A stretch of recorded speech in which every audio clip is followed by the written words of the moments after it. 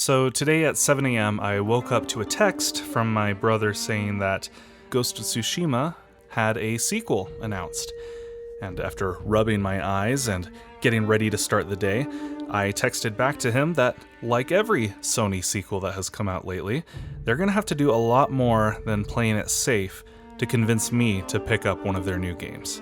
But then, a couple hours later, after starting up my work, I looked the trailer up on a whim and, looks like a sequel, alright.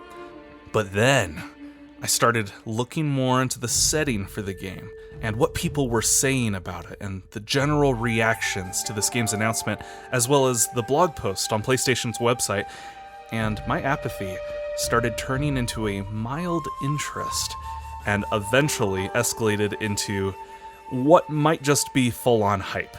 So this new game has a new protagonist in a different area of Japan, and I think that makes sense. You know, Jin Sakai's story concluded in the first game. We explored all of Tsushima.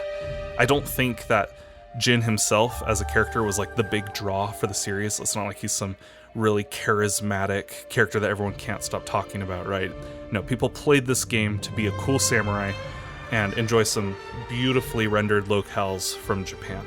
So it makes sense that this new game, which takes place 300 years later in what is now Hokkaido, Japan, and I think that's an excellent move. It still retains the identity of the original, but now it has the freedom to mix things up a bit. Hokkaido, back then, was basically like the Wild West frontier. And the character in the trailer even says so when he's talking about the north part of Japan. And the protagonist, Atsu, is clearly on some kind of revenge quest. In the box art, or the key art, as well as the trailer, you see that she has this long strip of fabric with several kanji written on it, and I think these are like her marks, like her hit list. She's hunting down other ronin, so it's probably, a revenge plot. And I think this setting and this plot is further reflected in the very Western-inspired, yet still Asian-sounding music in the trailer. And I love this. I have played a lot of open-world games, but being a wandering lone samurai is exactly the kind of escapist fantasy that jives with me. I am a massive fan of Kurosawa's films, especially Sanjuro, and I love that the first Ghost of Tsushima game took an iconic scene from that movie and built an entire gameplay mechanic around it. But apart from nailing the aesthetic, I actually was pretty underwhelmed and even a little disappointed when I played Ghost of Tsushima, which was just last year for me. Why? It was extremely repetitive. I appreciate what the game was trying to do. I loved that they kept the on-screen UI to a minimum. I liked the mechanic of the wind guiding you to your next objective, and I liked, all the little activities like composing haikus and sitting in onsen hot springs. And I also liked the concept, at least, of unlocking different sword stances to use in different situations. But the game really fell victim, in my eyes, to what many other open world games I've played fall into, where every single mission felt almost exactly the same to me. I did not care for the stealth mechanics, and just overall, apart from the setting, it really just felt like a reskinned Assassin's Creed game.